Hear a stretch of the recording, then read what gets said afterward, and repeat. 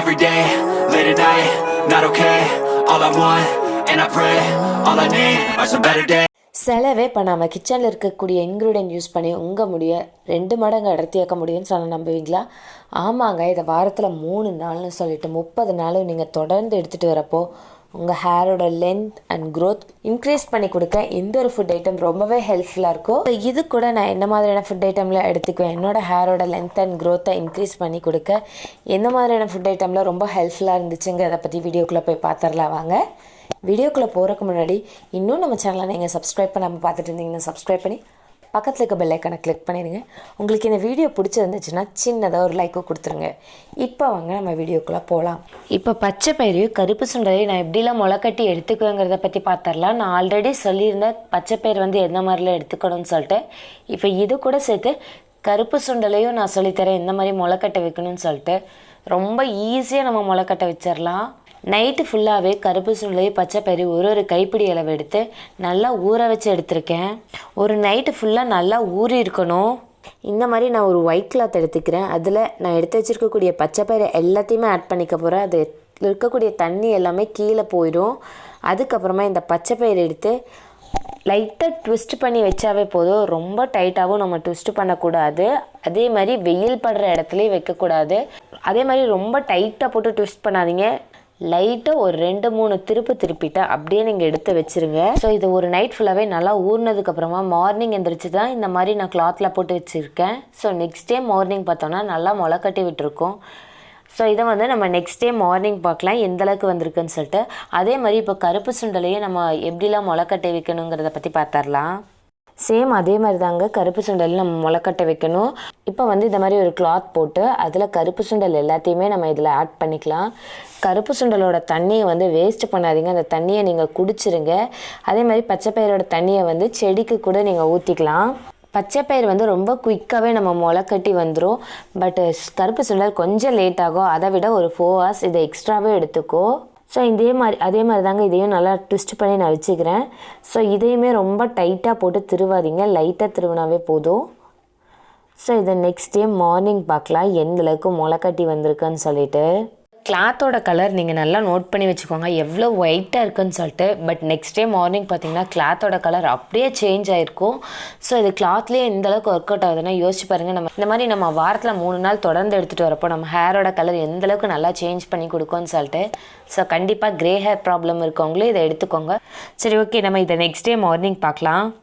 பாருங்களேன், கிளாத்தோட கலர் அப்படியே டோட்டலாக சேஞ்ச் ஆகிருக்கு. இந்த அயன் லெவல் வந்து இதில் நல்லாவே இன்க்ரீஸ் பண்ணி கொடுக்கும். அது கிளாத் பார்த்தாவே தெரியும். இந்த மாதிரி பச்சை பயிரை முளைக்கட்டி சாப்பிட்றதுனால என்ன மாதிரியான பெனிஃபிட்ஸ் கிடைக்குதுன்னு பார்த்தீங்கன்னா, பச்சை பயிரில் விட்டமின் பியில் ஒன்றான ஃபோலேட் அதிகமாக இருக்குது. இது நம்ம க்ரே ஹேர் ப்ராப்ளத்தை ரொம்ப குயிக்காகவே கண்ட்ரோல் பண்ணி கொடுக்கும். உங்கள் ஹேர் ஒரு டெத் ஆகிற ஒரு சுச்சுவேஷனில் இருந்தாலும் இதை இன்டேக்காக நீங்கள் எடுத்துகிட்டு வரப்போ அந்த ஹேர் ஹெல்த்தியாக மாற்றுறதுக்கு ரொம்பவே ஹெல்ப் பண்ணுது. ஸோ நீங்கள் 1 நாள் 2 நாள் மட்டுமே எடுத்தால் இந்த மாதிரியான ரிசல்ட்ஸ்லாம் கிடைக்காது. கண்டிப்பாக இதை நீங்கள் 1 month ட்ரை பண்ணால் அப்போ தான் உங்களுக்கு ஓரளவு ரிசல்ட்டுங்கிறது தெரியும். இதை கண்டினியூஸாக எடுத்துகிட்டு வந்துட்டு இருந்தீங்கன்னா இதை ஸ்கிப் பண்ணவே மாட்டீங்க. அந்தளவுக்கு உங்கள் ஹேரில் நல்ல ஒரு டிஃப்ரென்ஸுங்கிறது கொண்டு வரும். இப்போ கருப்பு சுண்டல் நம்ம ஓப்பன் பண்ணி பார்த்துடலாம். அது எந்தளவுக்கு முளைக்கட்டி வந்திருக்குன்னு சொல்லிட்டு. நம்ம நார்மலாக கருப்பு சுண்டல் தண்ணியில் ஊற வச்சு சாப்பிட்றத விட அதை காட்டிலும் இந்த மாதிரி சாப்பிட்றது கொஞ்சம் நல்லாவே இருக்கும். ஸோ லைட்டாக ஸ்வீட்டாகவும் இருக்கும். ஸோ எனக்கு அந்த மாதிரி சாப்பிட்றத விட இந்த மாதிரி சாப்பிட்றது ரொம்ப பிடிக்கும். நம்ம தண்ணியில் ஊற வச்சு சாப்பிட்றத விட இந்த மாதிரி முளைக்கட்டி சாப்பிட்டோன்னா ரிசல்ட்டும் டபுள் மடங்கு கிடைக்கும். அதில் இருக்கக்கூடிய சக்தி எல்லாமே நமக்கு டபுள் மடங்காக இன்க்ரீஸ் பண்ணி கொடுக்கும் நம்ம இந்த மாதிரி முளைக்கட்டி வச்சு சாப்பிட்டோன்னா. கருப்பு சுண்டல் அண்ட் பச்சை பயிர் ரெண்டுமே உங்கள் கையில் ஒரு கைப்பிடி அளவு எடுத்து மார்னிங் அண்ட் ஈவினிங் இந்த மாதிரி 2 டைமும் இதை எடுத்துகிட்டு வாங்க. இது எடுக்கிறப்போ உங்களுக்கு கேஸ்ட்ரிக் ப்ராப்ளம் அந்த மாதிரி இருந்துச்சுன்னா நீங்கள் இது கூட சீரக தண்ணி கூட எடுத்துகிட்டு வரலாம். அதுவும் ரொம்ப நல்லது. ஸோ இந்த மாதிரி தொடர்ந்து வாரத்தில் 3 நாள்னு சொல்லிட்டு 30 நாள் எடுத்துகிட்டு வாங்க. உங்கள் ஹேர்லேயும் நல்ல ஒரு டிஃப்ரென்ஸுங்கிறது கொண்டு வரும். ஸோ இது கூட நான் என்ன மாதிரியான ட்ரிங்க் ஐட்டமில் எடுத்துக்கங்கிறத பற்றி பார்த்துடலாம் வாங்க. அதுக்கடுத்து தான் 1 முடி தேங்காய் எடுத்திருக்கேன். நீங்கள் ஒருத்தர் மட்டுமே குடிக்கிறதா இருந்தீங்கன்னா 1 முடி எடுத்துக்கோங்க. உங்கள் வீட்டில் 2-3 பேர் குடிக்கிறதா இருந்தீங்கன்னா 1 முழு தேங்காயுமே ஆட் பண்ணிக்கோங்க. இந்த தேங்காய் பாலுக்கு நான் அடிக்ட்டுன்னே சொல்லலாம். அந்தளவுக்கு இந்த டேஸ்ட் எனக்கு ரொம்ப பிடிச்சிருந்துச்சி.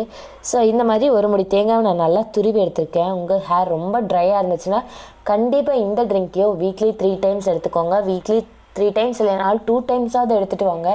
உங்கள் ஹேர் எவ்வளோ ட்ரையாக இருந்தாலுமே நல்லா மாய்ஸ்சரைசராக இருக்கும். ஸோ இதை கையில் தொட்டு பார்த்தாவே கையில் பாருங்கள் எவ்வளோ ஆயிலியாக இருக்குதுன்னு சொல்லிட்டு. ஸோ இதை நம்ம இன்டேக்காக எடுத்துக்கிறப்போ நம்ம ஹேரும் அந்தளவுக்கு நல்லா திக்காக தெரியும். ஹேர் எல்லாமே பார்க்குறக்கு கருன்னு நல்லா ஷைனிங்காக சூப்பராக இருக்கும். ஸோ இப்போ இது எல்லாத்தையுமே நான் மிக்ஸி ஜாரில் ஆட் பண்ணிக்க போகிறேன்.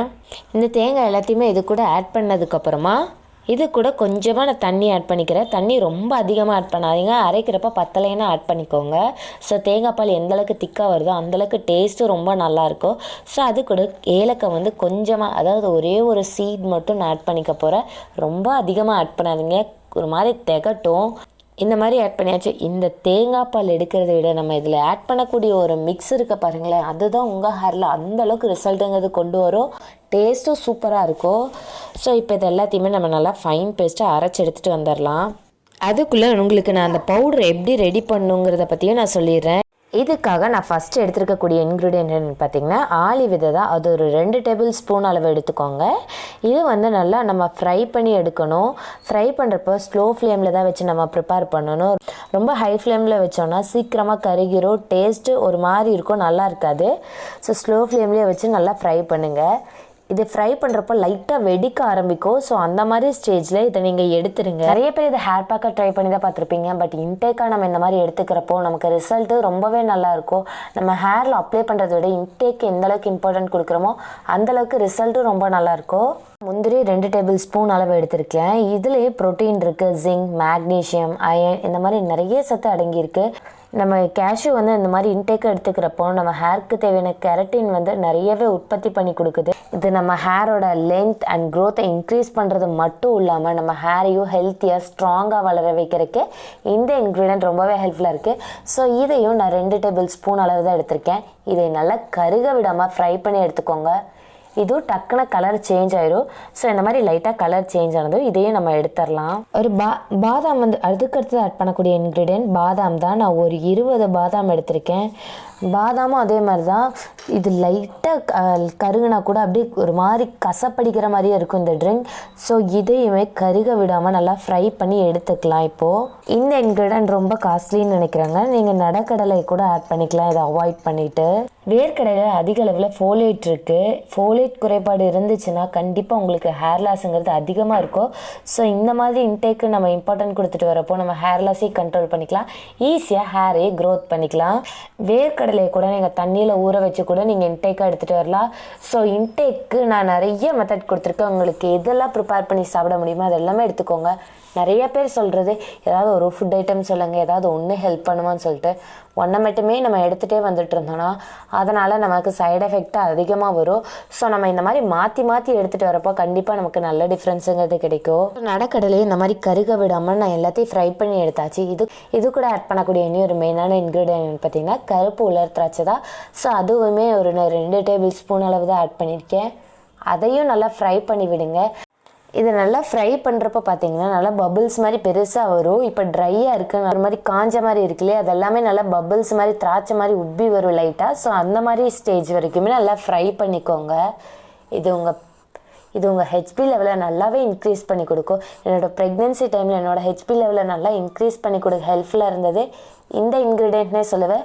ஸோ கண்டிப்பாக இதை குழந்தைகளுக்கு கூட நீங்கள் கொடுக்கலாம். உங்களுக்கு சைனஸ் ப்ராப்ளம் அந்த மாதிரி இருந்துச்சுன்னா இதை ஸ்கிப் பண்ணிடுங்க. இதுக்கு பதில் நீங்கள் டேட்ஸ் கூட ஆட் பண்ணி இந்த மாதிரி ப்ரிப்பேர் பண்ணி வச்சுக்கலாம். ஸோ இது எல்லாத்தையுமே நல்லா ஃப்ரை பண்ணி எடுத்தாச்சு. இது நல்லா சூடு ஆறுனதுக்கப்புறமா இதையும் மிக்ஸி ஜாரில் போட்டு நம்ம ஃபைன் பேஸ்ட்டாக அரைச்சி எடுத்துட்டு வந்துடலாம். அதுக்குள்ளே நம்ம தேங்காய் பாலை ஃபஸ்ட்டு ஃபில்டர் பண்ணிடலாம். தேங்காய் பாலையும் நல்லா இப்போ நம்ம ஃபில்ட்ரு பண்ணிடலாம். நீங்கள் ஃபில்ட்ரு பண்ணுறப்போ தண்ணி கொஞ்சம் நிறையா ஊற்றி ஃபில்ட்ரு பண்ணுறது அந்த மாதிரி பண்ணாதீங்க. அந்த மாதிரி பண்ணிங்கன்னா டேஸ்ட்டும் இருக்காது, அதில் எந்த ஒரு ரிசல்ட்டும் இருக்காது. ஸோ இந்த மாதிரி திக்காக நம்ம சாப்பிட்றப்ப தான் நமக்கு நல்ல பெனிஃபிட்ஸுங்கிறது கொடுக்கும். உங்கள் ஹேரையும் நல்லா மாய்ஸ்சரைஸ்டாக ஹெல்த்தியாக மாற்றும். ஸோ இதை ஒரு சிலர் பாயில் பண்ணி எடுத்துக்குவாங்க, பட் நான் பாயில் பண்ணல, இந்த மாதிரி எடுத்துக்கோங்க. இதுவும் நல்ல ரிசல்ட்டுங்கிறது கொடுக்கும்.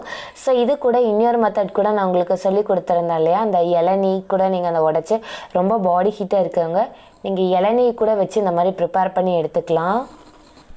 ஸோ நீங்கள் இந்த மாதிரி மிக்ஸ் ரெடி பண்ணி வச்சுட்டிங்கன்னா ரொம்ப ஈஸியாக இருக்கும் நீங்கள் ப்ரிப்பேர் பண்ணி சாப்பிட்றதுக்கு.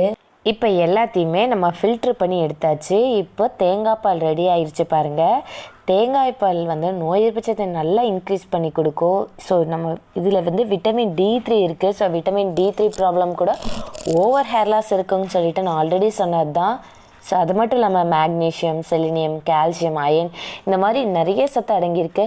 ரொம்ப சிம்பிளாக சொல்லணுன்னா இதில் தாய்ப்பாலுக்கு நிகரான சத்து எல்லாமே அடங்கியிருக்கு. ஸோ கண்டிப்பாக இதை எடுத்துக்கோங்க. இப்போ நம்ம ஃப்ரை பண்ணது எல்லாத்தையுமே நல்லா அரைச்சி எடுத்துகிட்டு வந்துடலாம். உங்களுக்கு ஸ்வீட் அதிகமாக பிடிக்கும்னா கருப்புள்ள திராட்சை கொஞ்சம் அதிகமாக ஆட் பண்ணிக்கோங்க. சைனஸ் ப்ராப்ளம் இருக்கவங்க கொஞ்சம் டேட்ஸ் ஆட் பண்ணிக்கோங்க. இது கூட நம்ம ஒயிட் சுகர் எதுவுமே ஆட் பண்ணக்கூடாது. இப்போ இது எல்லாத்தையுமே நான் நல்லா ஃபைன் பேஸ்ட்டாக அரைச்சி எடுத்துகிட்டு வந்துடுறேன்.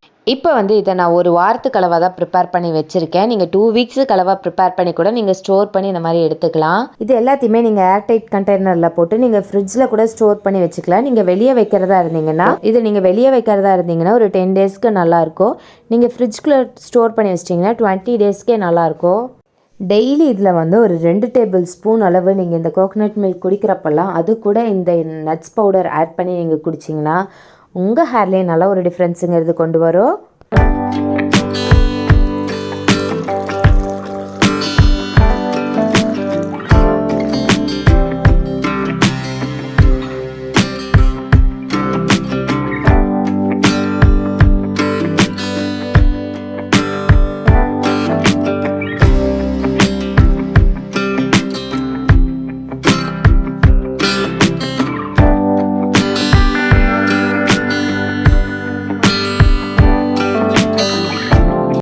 நீங்களும் இதை இன்டேக்காக எடுத்து பார்த்துட்டு உங்களுக்கு எந்தளவுக்கு ரிசல்ட் கொடுத்துருக்கு, உங்கள் ஹேரில் எந்தளவுக்கு டிஃப்ரென்ஸ் இருக்குங்கிறத மறக்காமல் கமெண்ட் செக்ஷனில் கமெண்ட் பண்ணுங்கள்.